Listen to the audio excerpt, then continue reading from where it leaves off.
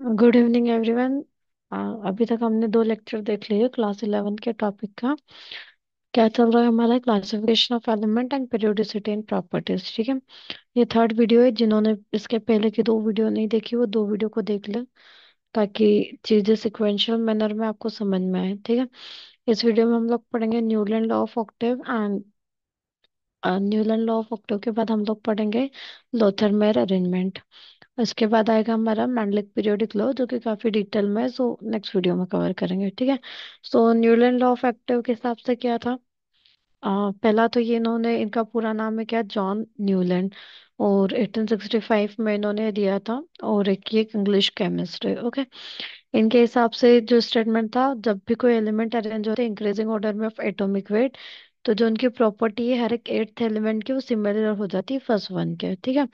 आपने सुना भी होगा कि वो सारे गामा पा वाला सात सुर वाला जो होता है, उससे कहीं न कहीं से कंपेयर किया गया था कि जैसे सात आठवां एलिमेंट वापस सा हो जाता है और वो पहले की तरह सिमिलर होता है, वैसे इसमें भी जो सात आठवें नंबर का एलिमेंट है वो सेम प्रॉपर्टी पजेस करता है जैसा कि फर्स्ट एलिमेंट था। ठीक है।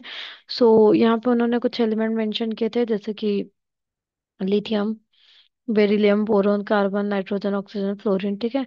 इनका जो प्रॉपर्टी थी लिथियम की, वही सेम प्रॉपर्टी पोजेस करता था सोडियम। ठीक है। और जो सोडियम पोजेस करता था वही प्रॉपर्टी शो होती थी सिमिलरिटी में पोटेशियम की। ठीक है।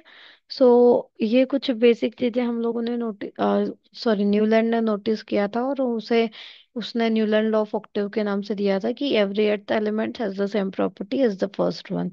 ठीक है।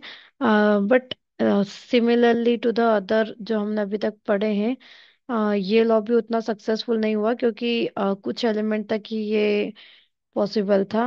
बाकी कुछ मिसिंग भी एलिमेंट थे, काफी सारी चीजें थी, सो प्रॉपरली इस चीज को एक्सप्लेन नहीं कर पाए थे। ठीक है। सो 1869 में एक रशियन केमिस्ट और एक जर्मन केमिस्ट इंडिपेंडेंटली अपना वर्क कर रहे थे, और ड्यूरिंग दैट वर्क उन्हें ये आइडिया आया था इस चीज का, और उन्होंने पीरियोडिक टेबल पे वर्क किया था। ठीक है। क्या नाम है उनका, एक का है डिमिट्री मेंडलीव, ठीक, एंड सेकंड है लॉथर मेयर, जिन्होंने आगे पीरियोडिक टेबल को बढ़ाया था और भी डिटेल एक्सप्लेनेशन उसका दिया था। ठीक है। तो नेक्स्ट हमारा टॉपिक है क्या, लॉथर मेयर अरेंजमेंट। इन्होंने 1869 में जर 1869 में he is an German chemist. उन्होंने 1869 में स्टेटमेंट दिया था कि जब भी कोई एलिमेंट अरेंज होता है इंक्रीजिंग ऑर्डर में ऑफ देयर एटॉमिक वेट, उनके एटॉमिक वेट के हिसाब से अगर वो इंक्रीजिंग ऑर्डर में अरेंज हो रहा है, तो उनकी फिजिकल और केमिकल प्रॉपर्टी में सिमिलरिटी देखी जाती है। और जो प्रॉपर्टी जो होती है वो एक रेगुलर इंटरवल के साथ जो है अपीयर होती है। ठीक है। ऐसा इनका कहना था। क्या कहना था कि जब भी कोई एलिमेंट को इंक्रीजिंग वेट के हिसाब से अरेंज किया जाता है, तो उनकी जो फिजिकल केमिकल प्रॉपर्टीज है वो क्या करती है, एक रेगुलर इंटरवल के बाद क्या होती है, सिमिलरिटी उनमें देखने को मिलती है। और जो प्रॉपर्टीज इनका कहना था वो क्या क्या थी, जो प्रॉपर्टीज ये डिस्कस कर रहे थे, वो थी एक एटॉमिक वॉल्यूम, सेकेंड था मेल्टिंग पॉइंट, और थर्ड था बॉइलिंग पॉइंट। ठीक है। ऐसे इवन इनके अलावा भी कई सारी प्रॉपर्टी थी, ये कुछ मेन मैंने यहाँ मेंशन की है। सो इनका कहना था कि बेस्ड ऑन द प्रॉपर्टी इन्होंने क्लासिफिकेशन किया था। ठीक है। किसके बेसिस पे, प्रॉपर्टी के बेसिस पे। और अरेंजमेंट इन्होंने किया था एटॉमिक वेट के हिसाब से। बट इनिशियली जो हम मॉडर्न और लॉन्ग पीरियडिक फॉर्म देखते हैं, उसमें हम लोग नोटिस करते हैं कि हम लोग एटॉमिक वेट नहीं, एटॉमिक नंबर के हिसाब से मॉलिक्यूल को अरेंज करते हैं। ठीक है। तो आगे मेंडलीव का डिटेल एक्सप्लेनेशन आएगा पीरियोडिक टेबल पे, मेंडलीव पीरियोडिक टेबल भी आएगी। ठीक है। जो कई सारी चीजें क्लियर करेगी, और अकॉर्डिंग टू एटॉमिक नंबर वो पूरा क्लासिफिकेशन हमें देखने को मिलेगा। ठीक। सो पीरियोडिक टेबल को डिटेल में हम लोग देखेंगे मेंडलीव वाले केस, मेंडलीव पीरियोडिक टेबल या मेंडलीव लॉ के हिसाब से। ठीक है।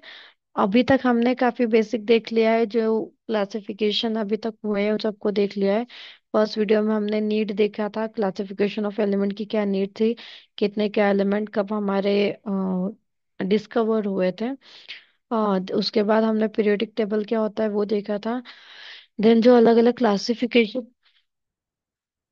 सॉरी, जो अलग अलग क्लासिफिकेशन हम लोगों को देखने को मिला था साइंटिस्ट के थ्रू, वो हम लोगों ने डिस्कस किया है, जैसे कि डॉबरियन एंड ट्राइड्स है, फिर डीच एंड कॉर्ड्स क्लासिफिकेशन है, सॉरी जिन डीच एंड कॉर्टोइस क्लासिफिकेशन है, then Newland law of octave जो भी हमने देखा है आगे।